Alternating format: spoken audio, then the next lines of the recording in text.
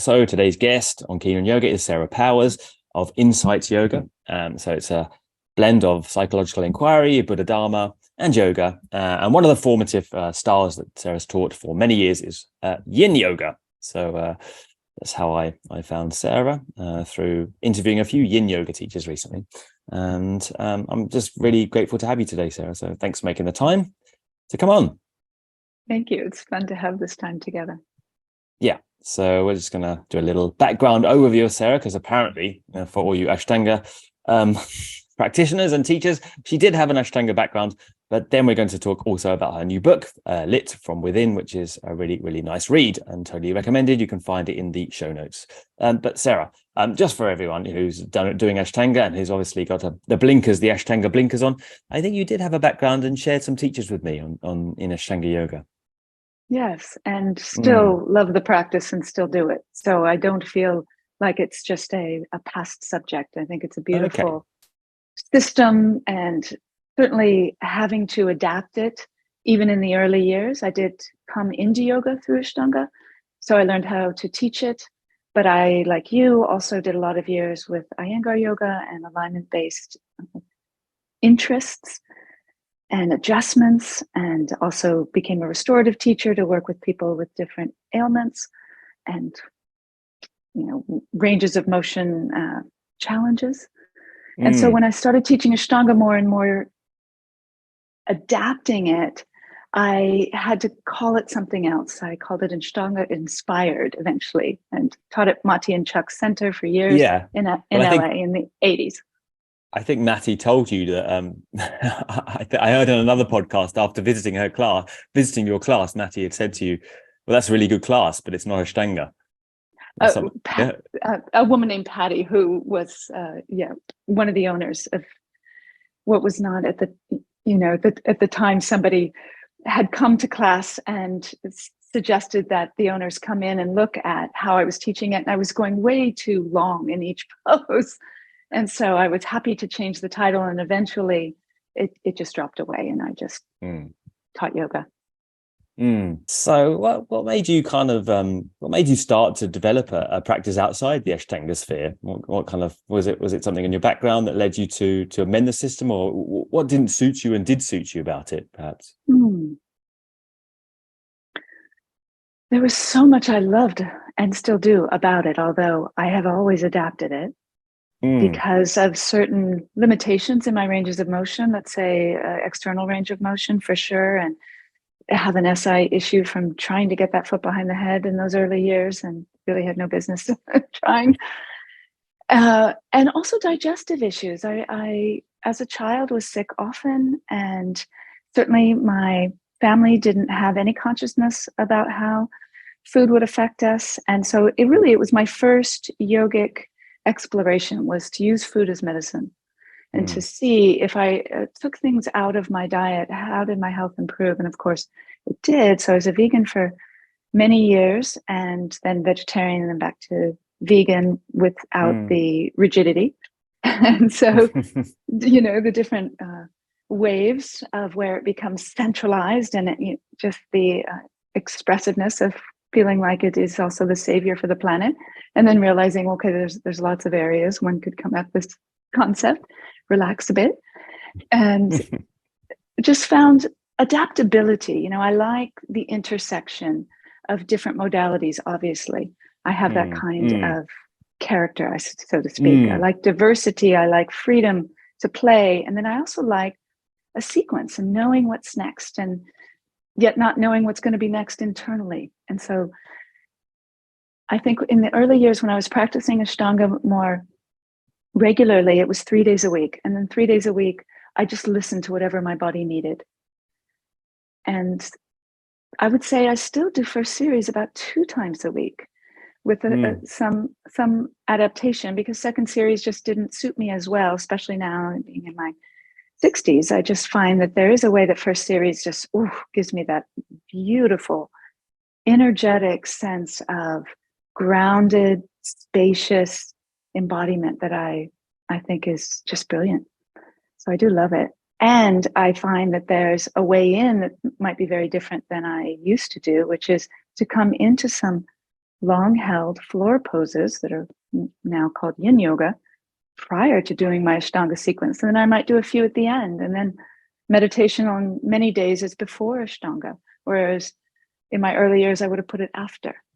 So I think certain ways of having the freedom to intuit what might be needed now is a way that I naturally taught early on, and it couldn't really be called Ashtanga and be thought of as staying within the bounds of that community.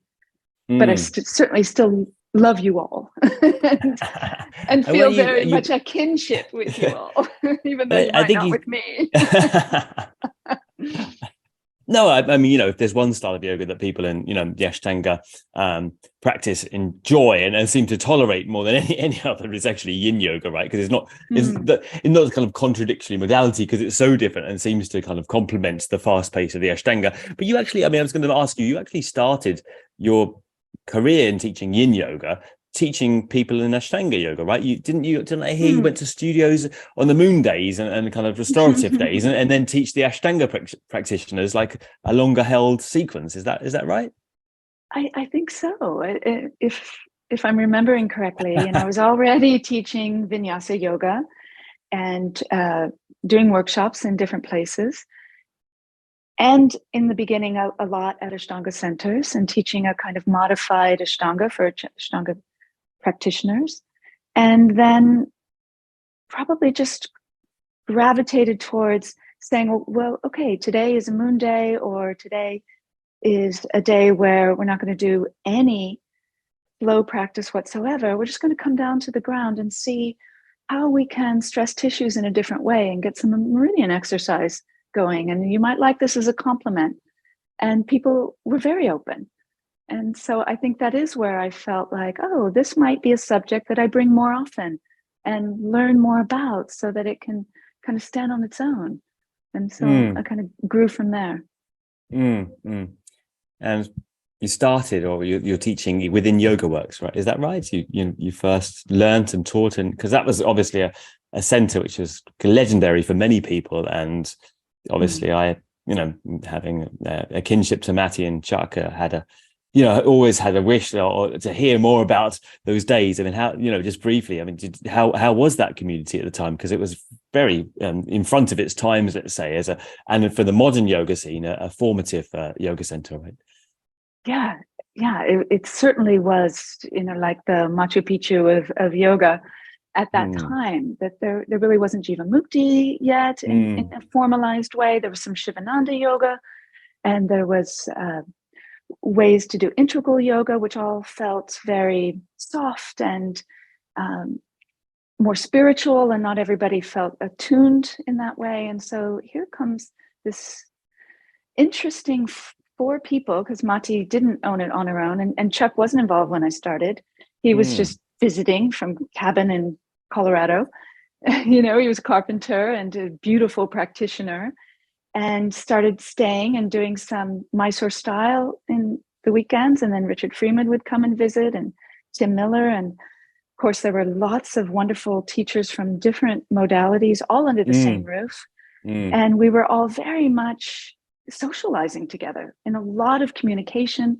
Maty would have yoga parties and was a great cook. And so we would all gather and eat and talk and practice together and discuss, and sometimes all in silence, just teachers. Other times, someone like Adil would come in and teach an Iyengar training, or Gary Kraftsaw would come, and everybody would take it. And then, even though we were all teaching different things, and then there was just a lot of willingness and openness and discovery. And I was going to lots of Iyengar workshops, maybe every weekend, and then during the week doing my Ashtanga practice. And so it just was rich and fabulous. Loved the time there. And it was, maybe 7 or 8 years of a very pivotal place in my life that was all about yoga. And then I had a child and was at home with her. Maty really helped me during the pregnancy, and because she would come and cook for me while I was throwing up in the first trimester, and we were close for a lot of years. And then we moved away from LA, and as happened at that time, without internet, friendships, communities, they were very much about being together physically. So a lot of years went by until then there were yoga conferences and people were internationally teaching. And then I would run into Maty and Chuck, and it was always delightful. And so, yes, and still feel a real sense of family with Richard. And this was before Mary, and now Richard and Mary after many years, definitely, you know, and any of these people from the past, the mid 80s, where I kind of miss yoga conferences, not to teach at them, but because that's where we all got together when we all lived in so far apart, and now don't see them in the same way. We might overlap, you know, with Richard in Thailand at Samahita at a certain point, and just hope that we will, so we can sit down and have a meal, you know, things like that. Yeah, I'm going there next year. I think I'll just miss him, Samahita, unfortunately. Yeah, because I know he does the Christmas time. But I mean, I wanted you to mention that, you know, this kind of time, because, you know, it's kind of like rather akin to your own syncretism, really, your own sense of and proclivity to pulling things from different traditions and using them all together, you know. And I think that, you know, this was very much the case at that time, you know, that there were all different teachers, you know, Max Strom was there, Eric Schiffen was there as well, right? So, you know, Anna Forrest. Anna Forrest, there's a whole bunch of different people, all kind of learning from each other. And increasingly it's become, as the roots of all of these disciplines have become embedded, they become obviously ossified or, you know, rigidified, codified, as they become, you know, and become more established in the West. But it was you know, it was an early time, and I think there was a lot of sharing, and it's you know, it's still mourn that kind of community and sense of openness to different styles. But you know, I recognize we haven't got so much time, so I just wanted to break that conversation and thank you for, you know, sharing that, you know, that time. I love to hear about it. But can you just tell people, you know, the kind of a very basic overview of Yin Yoga, because I recognize that we haven't really discussed this, and I think I've never really done it, but I have probably some wrong conceptions about it that, you know, well, first of all, when I'm saying to people that it's easy, and actually they tell me when it's not, it's, you know, you're staying in held stretches for quite a long time. It's not restorative. That's something different. You know, the yin can be quite challenging. So I recognize that my own ignorance in yin, and I would like you to explain for me and anyone else who has no real background in yin, you know, just a little bit about it. Okay, sure. I learned about it. I would come out of doing a Mysore style class, and if Paul Grilley was teaching and I wasn't at 9 a.m., I would go off into his room, and he would have people on the floor holding poses for long periods of time. He wasn't sharing much about its purpose or its reasoning, but I enjoyed just the invitation to get to know what was going on internally while being in these various shapes. And it was over the years that he was learning more about Chinese medicine and the intersection of a physical practice with the meridian influences. And I ran into him maybe 10 years later. So I didn't do yin for a long time after being exposed to it, because I didn't have any way to link it to why I would do that. I would get plenty out of my Ashtanga practice. But when I came around to wanting to sit still and meditate in a real dedicated way and discover more about my conditioning and the pain of my mind, not just the pain of my body, and really sense how I could get impatient but think it was the necessity of moving my physicality. How do I become still? I realized, well, here's a bridge. Here's a way of being in a yoga pose and exploring these contemplative features of both difficulty and great spaces of possibility where pain kind of starts to break up and become more like space, even though I'm still compressing the lower back in a straight-armed cobra. And so basically there are the 12 to 25 shapes where you use the floor as your main prop, and you set up a pose where you stimulate different areas of the body where qi gets most congested, like in the hips and the lower back especially. That's the main target areas for qi disruption. And you either pull or pressurize the tissues for a while, and it on a physical level really allows the molecular structure to uncoil and attract water to these hyaluronic acid molecules that don't have a membrane, and so they can attract more this water solubility that allows these more contracted areas that can be there even after an hour of doing Ashtanga practice. We kind of go back to our natural state of rest, and the fascia, the connective tissue, tends to congeal again. But if we do a regular yin practice, it kind of allows these myofascial areas to have more natural chi flow in them throughout the day. And I found this affected me psychologically and mentally in a way that allowed me to meditate when I didn't think I'd be able to. So it was really the meditative student in me that wanted a practice that was a closer crossover. And yin was a lovely bridge for that, yin practice. Right. And it is like restorative yoga in that it restores our sense of listening from the inside, because we're not going into the next pose in 5 breaths. We're often there for 5 minutes or more. And all that comes up in that time is similar to when you're sitting and observing yourself with mindfulness practice. And so that I don't know that I would have taught yin yoga if I wasn't at the same time learning to be a mindfulness meditation teacher. I used to try to teach mindfulness while people were in shavasana. And of course, they were either falling asleep or just going off into some bliss. And so it wasn't the best place for them to learn the whole paradigm of becoming a meditator. They needed to be sitting up and listening. But a lot of students in the yoga world, especially in that time, they didn't have the relevance yet. They wanted to move their bodies, and they wanted a kind of physical prowess. And yin yoga also gives that. So I found that if people were in yin poses, they were also a kind of captive audience that could start to learn, that they could meditate while in poses. Blocks. Yeah. Yeah. And you so do I mention in realized the book, they liked it. Yeah, I mean, it does sound attractive, actually, and especially as one gets older. You're not moving so fast, and and to Actually, be fair, it's I mean, true. Let me just intersect there. When my daughter wanted to learn yoga, and she was 8 years old at the time, she was homeschooled, so she'd been around it for her whole life. But she was already dancing a lot, as young kids often do in gymnastics. But she really wanted something to counteract dance, and so I taught her yin poses, where mindfulness of sound. She could listen and hear if bird song was in view, or if the refrigerator the electricity was turning off or on, and while holding a pose. So it was really a way too for a child, someone who's already quite flexible. It's not just for people who are stiff, which is what people tend to think, hearing it kind of third person.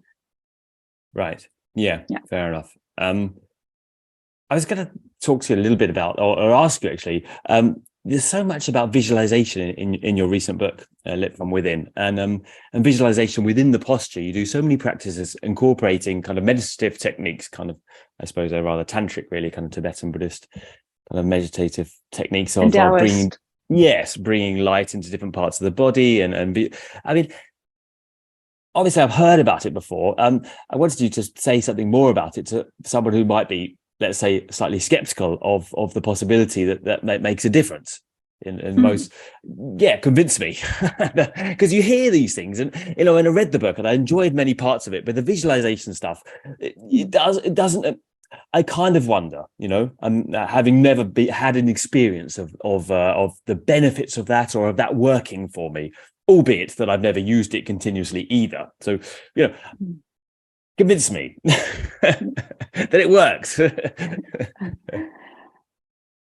Well, what I would suggest is that being an Ashtanga practitioner, you do have a direct understanding of the way you can mobilize chi flow or prana flow in your system. And there's really 4 ways that we can do that. And one is through acupuncture needles, and of course, herbs. And so there's that whole bandwidth of Chinese medicine that has that as their healing modality. But within the yoga room, the other 3 ways are available. We can do this kind of pranic distribution, reorganization through asana, because we're pulling and pressurizing tissue, and the prana is housed in the tissue. And sometimes I use the word chi and sometimes the word prana interchangeably, even though there's also a discussion of difference that we could get to at another time. And so, of course, postures change, the prana flow And whether there's depletion or there's excess in different areas of the body, the whole idea of reharmonization is something like a balanced session like Ashtanga yoga can bring. So you understand that. The other two ways are the way that you breathe and your mindset. Those also affect the way the chi body is oriented and whether it's interlinking with the organ system and the kind of three brain centers of the head, the heart, and the belly, the enteric brain, since we have neuronal connections all through the system. And so certainly when you're doing Ashtanga poses or any flow practice, your quality of intelligence is really spread to how to do the poses well or how the energy is flowing. When you're in poses that you don't really have to manage that because you're there for so long and it's not so much of any kind of aesthetic ideal or how to hold the musculature, and you can relax more and be safe in that, sometimes with props where needed, then you can go to either pranic cultivation. And so you can do all kinds of kumbhakas and alternate nostril breathing techniques while holding yoga poses. So you get this multi-layered practice. It's not just a seated pranayama. So there's a whole bandwidth of teachings that we can offer students and integrate.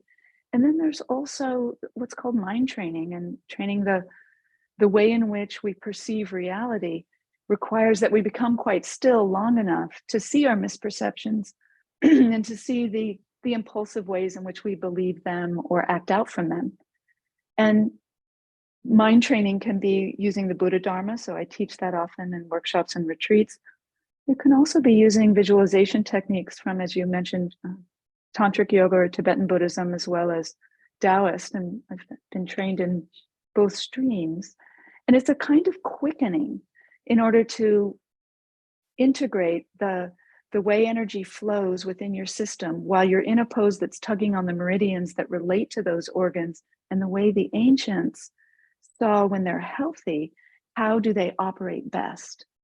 And so you can envision that level of capacity happening now while the meridians are being flushed and while your mind is completely absorbed in this internal reality. And so you could say that it's just a way of allowing your system to find its kind of best way of operating here and now. Yeah, I mean, it's clear that you've just got so much more time for reflection when you're staying longer in a posture, and obviously, like at a certain point, you can encompass and incorporate meditative techniques. I mean, you've got to do something with your mind as well. And I know that, I mean, if you read Sarah's book, I mean, there's so much meditation and Buddha Dharma training there whilst in the posture, which only makes sense because it's embodied and you're doing a certain shape, and then you're introducing certain concepts into your mind. It kind of, I could see how it makes more sense than just sitting rigid on a cushion, right? You're in different, you're stressing different areas of energetic awareness. And I mean, on that front, there's a lot of syncretism in the book, in as much as you're bringing different traditions into one. And you mentioned, you've kind of done that from early on, really. I mean, for example, I've written down loads of quotes, cut and pasted loads of quotes from the book. And one of them is, in the dragonfly posture, you say something like, this pose stimulates the bladder channel running parallel to the line of the spine, as well as the kidney channel. In Chinese medicine, the bladder meridian runs the whole length of the back, sweeping down both sides of the backbone, etc. So there's a lot of Chinese understanding of meridians and Chinese medicine incorporated into the yoga. I wanted you to just say something about that, or maybe why you gravitated towards that and not the kind of pranic chakra model and pranic nadi chakra model. I mean, I also probably gravitate towards that more. It's very practical. How does that benefit the yoga? And something more about that would be great. Mm-hmm. And just that word you use, the practical side of things, you could say that when you want to go more to the etheric and esoteric, the Indian yogic models have lots of views, non-dual views on that. It's beautiful, and I'm very attracted to it. And Advaita Vedanta was my first opening into the nature of non-self. And Chinese medicine, it's really just it just comes down to who I was exposed to at a time when I really was unwell. And I was seeing an Ayurveda practitioner and I was seeing a Chinese medicine doctor, and they were viewing my needs slightly differently. And I was very interested in the very practical languaging in the Chinese medicine doctor of, look, you're tired, you're fatigued. And when you're fatigued, it's your kidneys are working harder. And so you're overheating your system. And if your practice is heat building and you're doing it in a hot season, then your whole system is tilting towards having to work harder, which is why you then might have your energy going more up and out. And you right now really need to come down and in. And it just made sense knowing myself at that time that I was less attracted to down and in. And oh, that's why meditation is kind of my next region of maturity, to bring me down, to slow down, to cool down, to settle and understand myself, not just in my capacity for creativity and doing things, but to observe and listen and settle. And the kidneys really relate to our overall constitutional vitality. And what I found was I was traveling more. So I was asking more of my system. And my diet then was not something I could really predict so easily. And there's a lot of spicy food in all different Asian cultures. And yet I was staying healthier than in prior years because I was doing a few yin poses. So the feeling was, wow, it's like a needleless acupuncture session that was preventative, that I could help my system rebalance by stimulating the bladder and kidney channels just after I got off a plane and really ground down, and that I could help detoxify with the liver channel. And that if I was feeling some remorse or sadness, I could go into poses for the lungs and really realize my system functioned better when I knew more about it on a personal level and what my psyche needed. And this helped also with my understanding from a psychological perspective to do yoga designed for the person practicing it. And that's called Viniyoga, which was always what interested me. So it was more like what helps when, rather than what's the best method for everyone at all times, because that just felt like an impossibility. Yeah. Everything needs to be adapted. A one size fits all. Yes, it was a nice idea, but obviously in practice it seems ridiculous. But is there any hope for Ashtanga practitioners then along these lines? In terms of you describe many postures that are stimulating different areas, and you talk of Chinese medicine a lot, which I enjoy a lot as well. Is there any way to incorporate any of this to someone who has a practice that is doggedly Ashtanga, let's say, and doesn't wish to incorporate yin stretches in it? I mean, for example, another quote I've got in the book is you say, when the inner winds are trapped primarily within the upper body, we can stir up disturbing emotions and disconnect from feelings altogether. Yes, that sounds a bit like Ashtanga, doesn't it? Raising the force of the breath up and then often disconnecting. So I did it for many years. You kind of become very good at kind of disassociation. You've done your practice. You're rather heady from it, really, because it gives such an uplifting energy. And you could certainly not really relate it to everyday life. The whole thing becomes rather ethereal. Add in the old prescription to drink lots of coffee as well. Have a very light diet, say a vegan diet, and you're doing this practice. And you could say that you're probably depleting your chi very quickly, or your kidneys. So is there any advice you might give to incorporate any of this wisdom into someone who wishes still to simply do the Ashtanga practice, or doesn't have that long, let's say, in the day to incorporate yin as well? Sure. I've never felt like I needed to convince anyone to do yin. It's more like a come see approach. If you're under the weather, if you're just coming out of being sick and you're not ready to do Ashtanga, but you want a sequence that would get you closer to your body having the capacity to extend, that would be a good reason to have it. If you're in the midst of a lot of hiking, like when I taught a retreat in the Himalayas, we certainly, as we were hiking in enormous distances of heights, we weren't going to do an Ashtanga practice as a yoga complement. We were all going to come into our tents and do some yin poses. One of the masters who I learned from, Master Honung Sunim, is a Korean Zen master who taught me a lot about Taoism as well. And when he met me, he said, "So how much of your practice is inversions?" And I said, "Well, when I do my finishing poses and Some days I'd like to do it like 50-50, do lots of inversions. And he said, when you're not well, it's because your energy is too high up and out, because you have a lot of yang qi.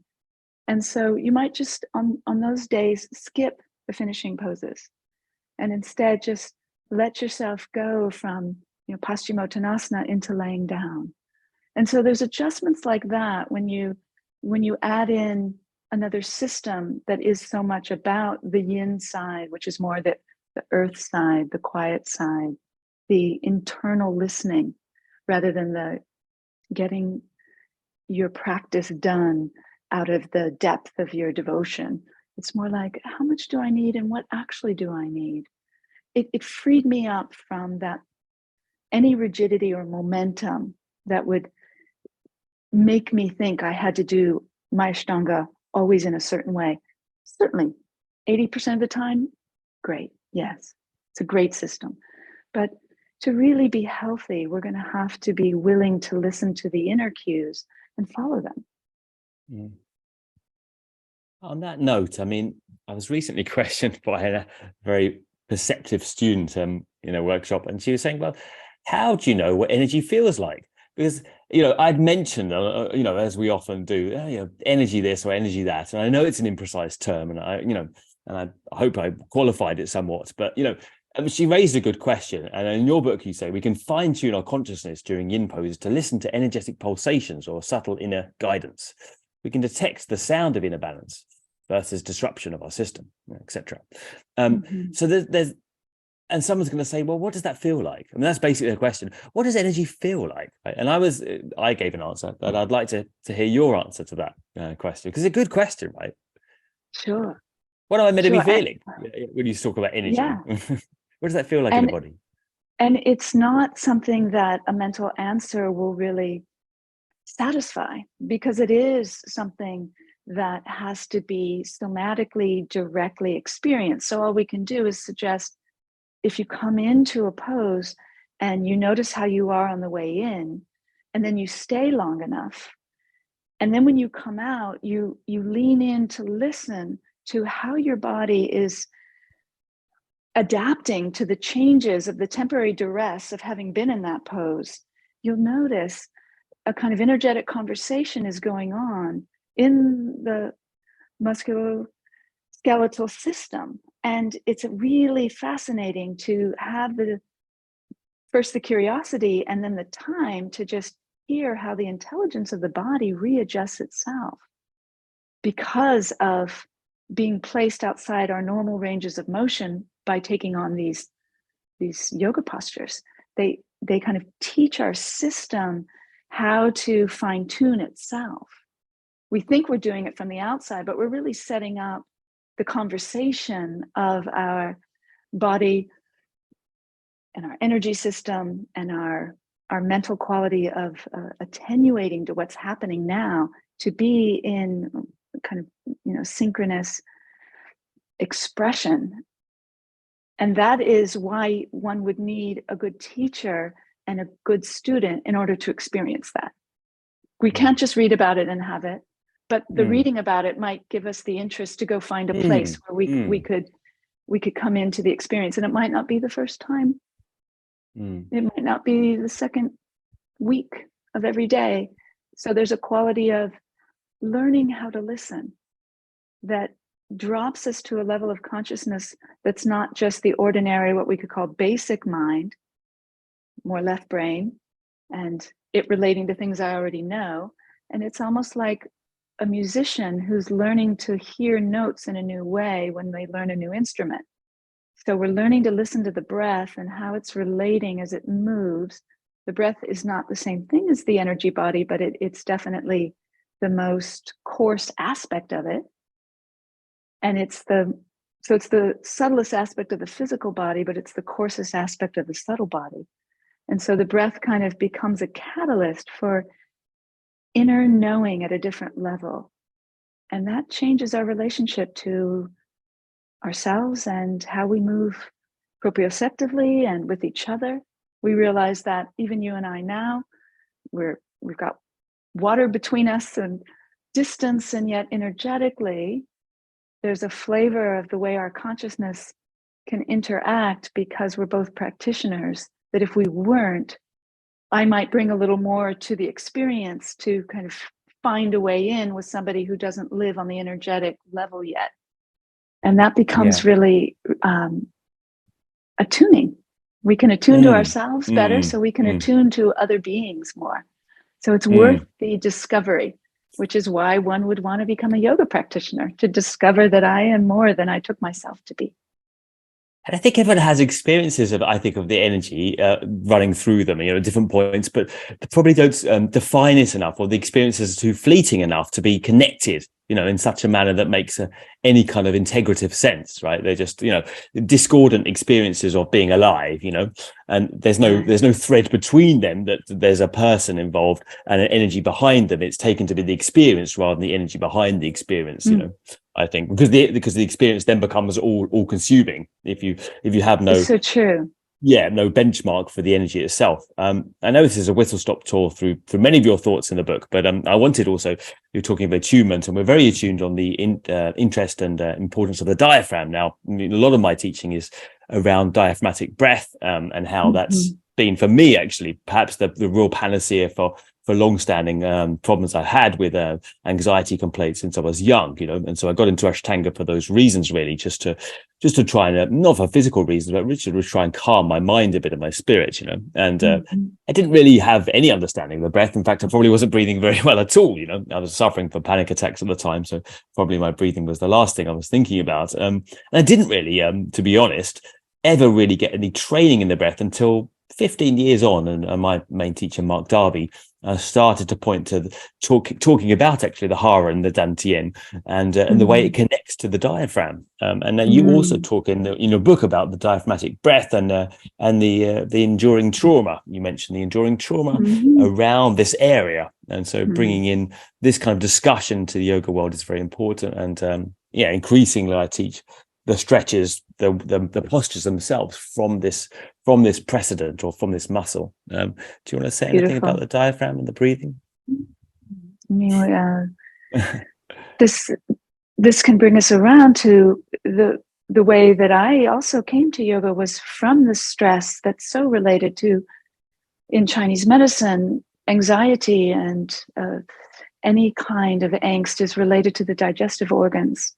And so the stomach and spleen and pancreas are the ones to have the most contraction when there is a sense of psychological unsafety in our history. And in the healing of that, to recognize that we aren't necessarily comfortable in the way that we're breathing and the way this whole area then can feel contracted, and how we're not then getting the nourishment or the chief fullness of the food that we're taking in, or the life experience that we're taking in as nourishing. So it goes both ways, not just physically, but also psychologically, and how the limbic system is so tied to full diaphragmatic breathing, and how this idea whether we're feeling like we can be protective or connected. And when the diaphragm starts to have more movement, how then the meridians that go through the diaphragm have much more communication through the whole system.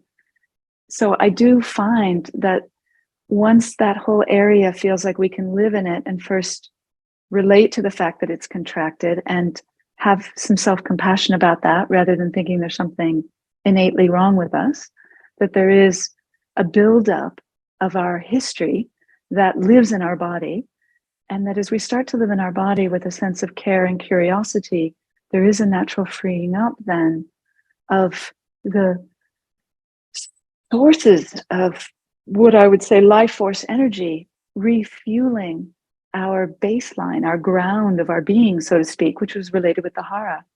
And when the hara feels like we can re-enter it, this area in the abdomen, that the diaphragm then can move down into it and expand out. And a lot of people who learn Ashtanga, I found, at least in the early days when I was more around them, was that Uddiyana Bandha for them was a kind of hugging back that wasn't so freeing as contractive. And there's a way of doing Uddiyana Bandha that doesn't cause the diaphragm to stay pulled up under the xiphoid process, that actually allows it to expand like the umbrella it's meant to be for our system, and really take care and connect the upper body with the lower body and the inner with the outer. the chi on the outside with the chi on the inside. So I do feel like this is a key kind of nucleus of where so much of our pain and suffering can accumulate. So I love hearing and that you teach about that. I find flow practitioners teach more about it than alignment-based practitioners. And so the conversation between us all is so important. And you're very specific on the breath. I mean, you mentioned inhalation is the yang part of the breathing. Now, the exhalation, the yin feature of the breathing, the opportunity of hosting the chi in the potent air of the hara. So there really is a lot to do with the particularities of the inhale and exhale here. How do you use that in your yoga practice? There's a number of ways that in my 8-day trainings, teaching practitioners or people who want to teach this intersection between yin and flow practice, or what I call yin and yang, and then how that relates with mind training or mindfulness. That's what my foundation or level 1 trainings are about. So I spent hours on this, but in just a sentence. Yes, in a sentence, exactly. Hours, I'm days, sorry. years. To compress decades. it into a soundbite, please. This way of really recognizing that we're getting fed by the original life force in the atmosphere all around us, and that comes in on the inhale. And so it naturally comes in and can tend to stay in the upper body because vital energy coming through the lungs is above the ribs. But if the mind links with it, then it's what's called refined chi, not just ordinary chi coming in. Refined chi is when consciousness knows that we want chi to inhabit our whole system, not just stay in the upper body. And so if we inhale and draw our attention down while bringing the mula up, there's really a sense of getting the benefit of exhale while we're inhaling and kind of grounding the energy in our physicality. And then on the exhale, rather than the energy just staying more down and kind of going out through the earth yin centers of the body, we kind of bring it up so you get the benefit of inhale while you're exhaling. So that way there's this sense of coherence between the heaven and earth and the human is kind of a way to use Taoist language related with respiration, inhale, exhale, prana and apana, if you want to use those words, what would be called heart and kidney energy, or fire and water by the Taoists, which the whole Hatha Yoga Pradipika is all about. Hatha, that's what that actually means. Bringing together these both active and receptive energies into the center, and how that ignites a whole other level of consciousness that we could call Shakti, that I really feel can be a study that grows as we mature, and then also a letting go into the naturalness of it. So we're not just busy as practitioners, that we actually start to trust that we are these diverse creatures that really can be more and more simple and listening. The more advanced we get, the less we do. Beautifully concise and under the pressure of a time constraint, you give a flavor of it. But I think I have to go back to the book if you really want to read Sarah's fuller explanation, because there's a lot of information there, and it's a very well thought out and well researched book that I highly enjoyed. You also in the book talk, and you mentioned here about being truthful and a sense of truthful nature. And I think to end off, like, I know that you're busy, so I just want to ask you one more question. You mentioned imposter syndrome and being authentic, and and how you could have also, I think I remember you saying you also battled with presenting a certain image of yourself which you felt was a yoga teacher kind of image that was more at peace with oneself and calmer, and had only the good qualities and had no ego at all, right? And lacked any sense of of shadow side. And I think people are increasingly interested in turning up more authentically right now. The yoga teacher kind of cliche has done its job, really. Do you have anything to say as a parting shot, really, on how to embody oneself more authentically as a teacher, and not without the kind of sense of a pressure of being in a certain way, right? Only peaceful, only kind. How does that how does that transpire as a teacher of so many years now? You've been teaching probably for 40 years almost, right? So you must have a words to say about all things. I so love the way you frame things. I do feel like having started out in teaching in my mid-20s, there was just this sense of having people in their 30s, 40s, and beyond in the room. And I felt so new to understanding myself much at all at the time. So that eased the more psychological support that I continued to invite in. So having therapy, having a partner, my husband, since before I taught yoga. So I got together with him as a toddler. So he was also someone I could trust. And so somebody to reveal our inadequacies to, and our sense of fear and insecurities, and feel like that's part of what we've signed up for here. You know, there's certain things I understand now and many things that I don't. And so I think the authenticity of knowing that on one level, we are all made of this kind of positive resources of open intelligence, what I call AI, awareness intelligence. And then as that filters through the uniqueness of each of us in our personality structure, there's a multiplicity in our mind of different ways of operating, and getting to know that I have very young, immature parts that can be very fun and silly, and I have very serious scholarly parts that love to learn and expand. And I have a student part that loves to be really quiet and just listen.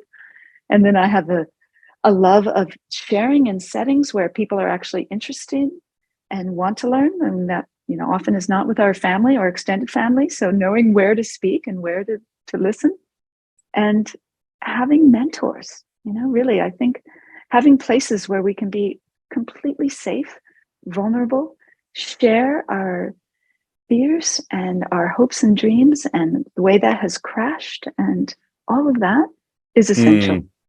We're not meant to wake up on our own. We're meant to have Sangha, community, friends, and then people who are a few steps ahead of us in the areas we're still growing in, who can hold us, you know, a very honest and loving mirror, but also kind of hold us to our commitments and remind us when we need to reframe and see ourselves freshly.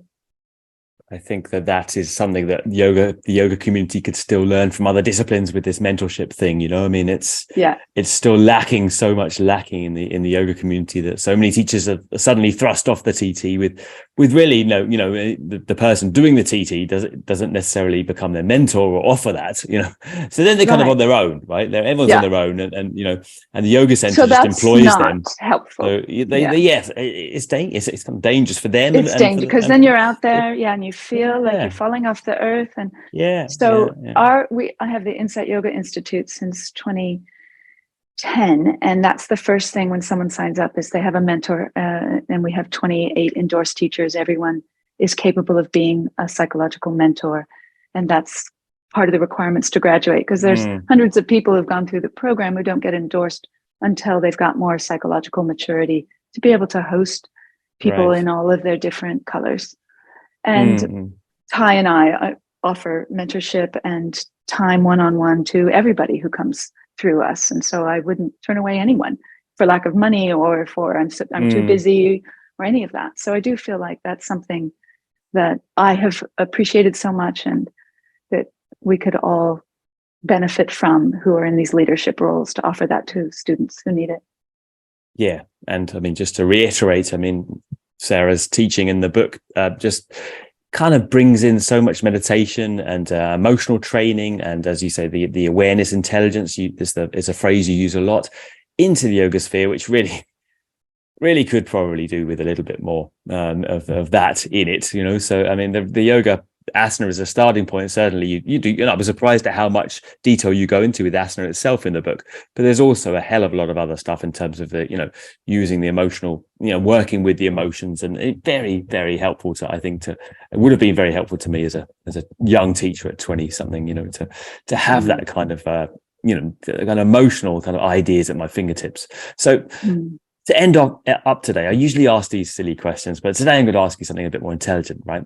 From your own book, so you'll be hoisted by your own petard, as it were. So you say, there's a simple recipe for the body of mind-spirit growth. Balance the chi, conserve the Jing or yin? Jing? Jing. Jing? Okay. I should have qualified that before I asked you. Cultivate the Shen, right? How, so just as a finish off, how do you balance the chi, conserve the jin, and cultivate the shen in daily life, in your daily life? Or have you got, or we could rephrase it, have you got any tips for us how to do that on a pedestrian level in daily life? Those in Taoism are called the three treasures, the qi, jing, and shen, which is your energy, the essence of your energy, and your spirit.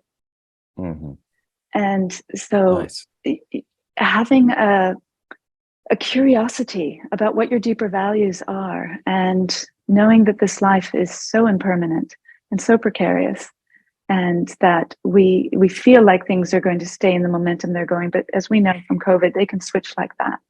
And so pausing at different seasons of your life to say, the person, like for me, the woman I am now, how might I best bring my deepest interests and intentions into my everyday life? How would that look? What is missing? And what could fall away that used to be important and now no longer has the need to be regular? And so those kinds of that's retreat life, a day retreat, or most of the way we offer our teachings are in silent practice retreats. So you take 4 to 8 days and you really just practice lots of meditation and lots of yin and yang yoga with inquiry. The psychological realm is so relevant to who we are as physical and mental practitioners. And so I would say balance your chi by the kinds of foods that you eat. And it may not be the same as the last decade. So it isn't that there is one way to eat, just like there isn't one way to do asana for everybody at every time. And then the timing. Some people really need to do their asana at 6 a.m. and other people 11 a.m. or before their evening meal is best. So rhythms, like really getting to know your own rhythms freshly, not just from 3 years ago. And then, are you fulfilled in your sense of community? I think that's a big one. And how might you find a way to really interface with more people who aren't just like you and would bring new ideas and new fresh outlook? So of course, it's easy when we're in yoga class to say, oh, everyone here does yoga and that's great and let's get together. But also to find different intersections where you might be interested in different kinds of music that yoga people wouldn't. I'm not so into kirtan, but I would go over here and love a whole community of people who would never do asana, but they love these different kinds of jazz or classical music, and so where are these intersections in us, and are we being fed by them? Sometimes just play is missing. Somebody is so dedicated to their yoga and studying of the texts that they forgot how to just be freeform and go out into the park and just observe. We homeschooled our daughter, and I remember many times we would travel with her for her education and just sitting in the square in Siena from early morning till dark, just watching people, just observing, just it sounds like a great school day. Yeah, I would have liked a school day like that. And like just to do that. A couple of ice creams. Yeah, exactly. So I would say like that. That's a way that you would conserve your jing, your essence. It really has a different kind of expression than the pace of your chi life, the momentum of movement in life. And then how do we cultivate our shen? And that's, for me, that's very much the meditative arts. Your spirit body, growing the spirit body, as the Taoists would say, is the art of listening. Internally listening to the messages of the universe through nature, or just in a building where a lot is going on all around us, but we're listening to the pulsation of life and what it means to be alive, not just what do we do in this circumstance, but qualities of being balanced with all that we do. And I think that's the intersection of yin and yang, being and doing, cultivating our shen. Is not having to be on the momentum of becoming all the time, to use Buddhist language. Just Yeah. that sense of true enjoyment that is timeless in the chaotic, ever-changing world that is unprecedented now, and what we're all facing and going to continue to be exposed to. So the more we can dance with change, the more that'll come from a place of really listening to the dimensions of reality that are happening right here inside us. Yeah. I think that's a great note to end on, because I think increasingly the only quality of modern society is yang. Is to present, is to overwhelm a competitor or anyone else, and yes, and talk and present rather than actually listen. And and you don't get rewarded for that generally in society these days, so I think it's really something that someone has to take the mantle for themselves and decide that they want to listen rather than speak all the time, and rather than present themselves as something, rather just to be, rather just to be Beautiful. as they are, It is its own reward, because that is yeah. where suffering starts to both be tolerable in a new way and be diminished in the way that it used to show up for us. Yeah. Well, thank you for coming on. Actually, we're quite close together. Sarah is in Portugal. She's living in Portugal now. I'm in Tenerife for a couple of weeks. So we managed to catch each other in the same time zone. And that's a pleasure to enjoy your company for an hour and a half, or the time you've given us. Thanks again. And as I said, you can find her new book below. And it's a really, really enjoyable read. So I highly recommend it. Thank you, Sarah, for coming on. Thank you so much. I hope we intersect more in the future. Really enjoyed time with you. Bye for now.